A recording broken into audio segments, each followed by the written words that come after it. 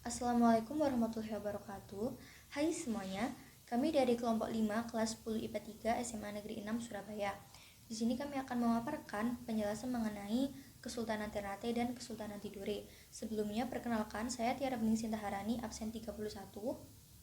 Angelita Putri, nomor absen 4. Saya Farah Kamila Kurnia Putri, absen 10. Saya Fiskalia Larasati Jatsara, nomor absen 11.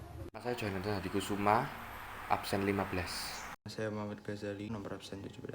Saya Yuni Harfirin Tias, nomor absen 32. Langsung saja simak pembahasan kami di subbab pertama Kesultanan Ternate. Kesultanan Ternate terletak di Pulau Gapi, Kepulauan Maluku. Pada masa kejayaannya, sekitar abad ke-16, wilayah Kesultanan Ternate membentang mencakup wilayah Maluku, Sulawesi bagian utara, timur, dan tengah, serta bagian selatan Kepulauan Filipina hingga sejauh Kepulauan Marshall di Pasifik. Pada peta yang ditampilkan, wilayah Kesultanan Ternate adalah di sepanjang garis uli 5. Berdirinya Kesultanan Ternate. Awalnya, struktur pemerintahan Kesultanan Ternate masih berbentuk perkampungan yang dipimpin oleh kepala kampung atau Momole. Ketika terjadi gangguan keamanan oleh para perompak, Momole Guna, kepala kampung Tobona, mengusulkan dibentuknya organisasi persatuan perkampungan dengan pemimpin tunggal yang akan dianggap sebagai raja dan bergelar Kolano.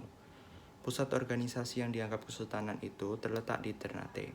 Raja pertama Kesultanan Ternate yang telah bersatu dengan perkampungan lainnya adalah Momole Chiko dari Kampung Sampalu dengan gelar Bab Mansur Malamo. Untuk memperkuat kesultanan, Ternate membentuk persekutuan dengan 4 raja besar Maluku yang disebut Moloku Kieraha. Pada abad ke-15, Sultan Zainal Abidin menjadi Raja Ternate pertama yang beragama Islam. Beliau merupakan didikan dari Sunan Giri. Pada pemerintahannya, Sultan Zainal Abidin melakukan perombakan terhadap struktur pemerintahannya, yaitu 1. Gelar raja berubah dari Kolano menjadi Sultan. 2. Terdapat jabatan Cukugu atau Perdana Menteri, dan Falarha atau Penasihat Raja. 3. Menjadikan Islam sebagai agama resmi. 4. Membentuk lembaga kesultanan sesuai hukum Islam. Dan 5. Menempatkan kaum ulama sebagai golongan penting dalam pemerintahan. Masa kejayaan Kesultanan Tidore. Puncak kejayaan Kesultanan Ternate terjadi pada masa pemerintahan Sultan Babula. Masa kejayaan Kesultanan Ternate terjadi di pertengahan abad ke-16 dengan perkembangan perdagangan rempah juga kekuatan militer yang dimilikinya. Babula menjadi sultan yang berhasil mengusir Portugis dari Ternate, meneruskan perjuangan ayahnya yaitu Sultan Kairun, yang terbunuh saat berusaha melawan Portugis. Perlawanan Sultan Babula ini berlangsung selama 5 tahun, 1570 sampai 1575. Kemunduran kerajaan Ternate terjadi setelah peninggalan Sultan Babula pada tahun 1583. Portugis yang pernah disusir oleh Sultan Babula melihat kekuatan Kesultanan Ternate mulai melemah dan akhirnya bergabung dengan Spanyol yang berkedudukan di Filipina untuk menguasai Maluku saat itu. Sultan Ternate terpaksa minta dukungan dari VOC atau Belanda untuk melawan pasukan gabungan Portugis dan Spanyol meskipun dengan kompensasi yang amat besar. Berkat bantuan Belanda, Portugis dan Spanyol dapat pukul mundur. Namun pada tanggal 26 Juni 1607, Mudafar Syah I selaku Sultan Ternate yang baru harus menandatangani kontrak dengan VOC sebagai imbalan atas bantuan yang diberikan untuk melawan Portugis dan Spanyol. Dengan perjanjian itu, VOC berhak monopoli perdagangan di Ternate dan beberapa daerah di Maluku lainnya. Sepanjang abad ke-17, setidaknya ada 4 gerakan perlawanan yang dikobarkan bangsawan dan rakyat Ternate. Hingga akhirnya muncullah pemimpin Kesultanan Ternate yang berani menentang penjajah, yakni Muhammad Nurul Islam atau yang biasa mereka kenal Sultan Sibori. Sultan Sibori melancarkan perlawanan pada Belanda dengan menjalin aliansi dengan Kesultanan Mindanao Filipina bagian selatan. Namun perjuangan ini gagal karena Belanda sudah menguasai banyak wilayah strategis milik Ternate sebagai akibat dari berbagai perjanjian yang disepakati sultan-sultan sebelumnya. Tanggal 7 Juli 1683, Sultan Sibori menyerah dan diasingkan ke Batavia dan terpaksa menandatangani perjanjian dengan VOC yang menandai tamatnya kedaulatan Kesultanan Ternate. Perjanjian tersebut berisikan 1. Gubernur VOC berhak duduk dalam Dewan Kerajaan Ternate. 2. Semua eksekusi mati Kerajaan Ternate harus dengan persetujuan VOC. 3. Setiap pergantian sultan harus dengan persetujuan VOC. Kegiatan ekonomi Kesultanan Ternate.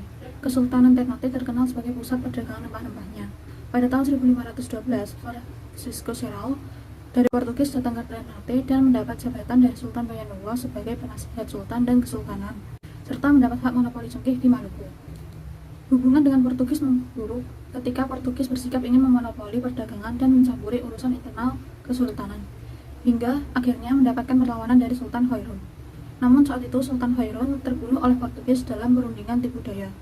Sultan Baubullah, putra Sultan Hoirun, akhirnya melanjutkan perjuangan ayahnya selama 5 tahun, yaitu tahun 1570 hingga 1575, dan akhirnya berhasil mengusir Portugis dari Kesultanan Ternate.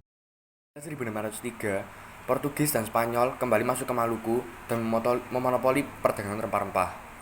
Ternate saat itu sedang melemah semenjak wafatnya Sultan Baabullah. Karena itu Ternate meminta bantuan kepada VOC, dan VOC meminta imbalannya sebagai hak untuk memonopoli rempah-rempah, cengkih, dan pala di Maluku. Dan pada 1507, VOC membangun benteng VOC pertama di Indonesia, yaitu Benteng Oranye. Benteng ini didirikan sebagai simbol kekuasaannya di Maluku. Kehidupan sosial budaya Kesultanan Ternate. Kehidupan sosial masyarakat Ternate pada waktu itu sempat terombang-ambing dikarenakan terjadi konflik agama, yaitu ketika bangsa Portugis dan Belanda datang ke tanah Maluku untuk berdagang. Mereka juga menyebarluaskan ajaran agama baru, yakni Katolik dan Protestan. Tokoh misi Katolik pertama kali di Maluku yaitu Franciscus Xaverius. Ia berhasil mengkatolikkan sebagian penduduk di Maluku. Tetapi ada salah seorang tokoh yang menentang usaha kristenisasi di Maluku.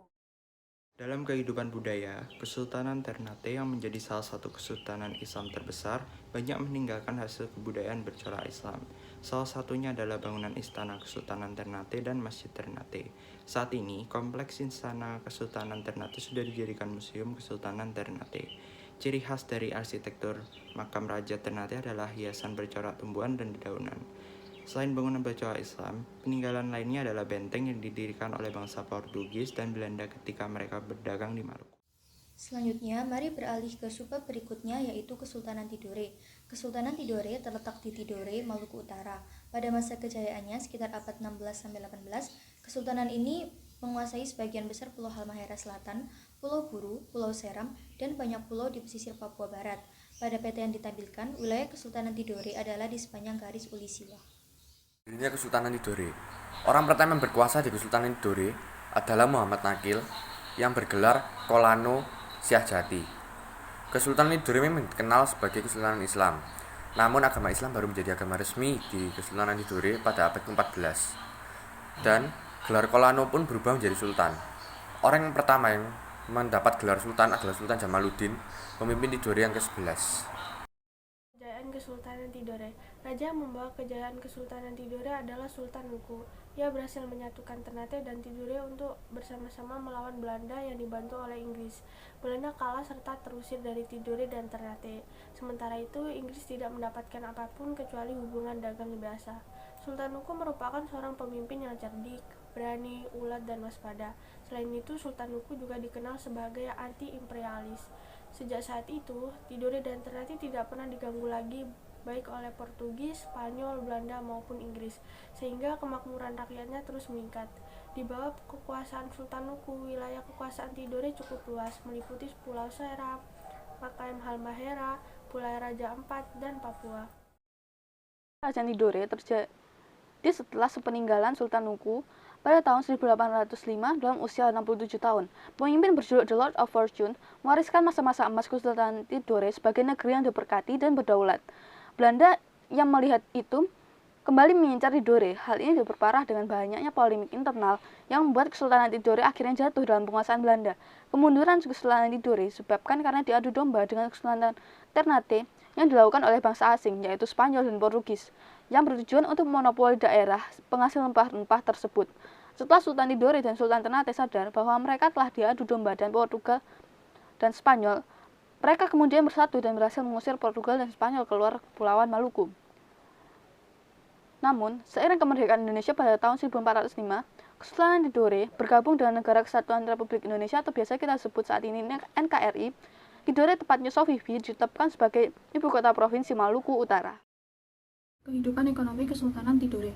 Seperti di Ternate, tanah di Kepulauan Maluku yang subur dan diliputi oleh hutan rimba banyak memberikan hasil berupa cengkih dan pala. Dengan hasil rempah-rempah, maka aktivitas pertanian dan perdagangan rakyat Kesultanan Tidore maju dengan pesat. Kehidupan sosial budaya Kesultanan Tidore. Mayoritas masyarakat Tidore menganut agama Islam. Mereka sangat taat dalam menjalankan ibadahnya, serta sangat kuat dalam memegang teguh adat leluhurnya.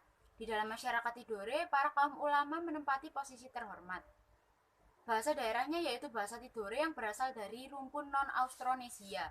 Masyarakat Tidore juga sudah mengenal seni berbalas pantun, dola bololo, dalil tifa, dan gurindam beregu atau kabata.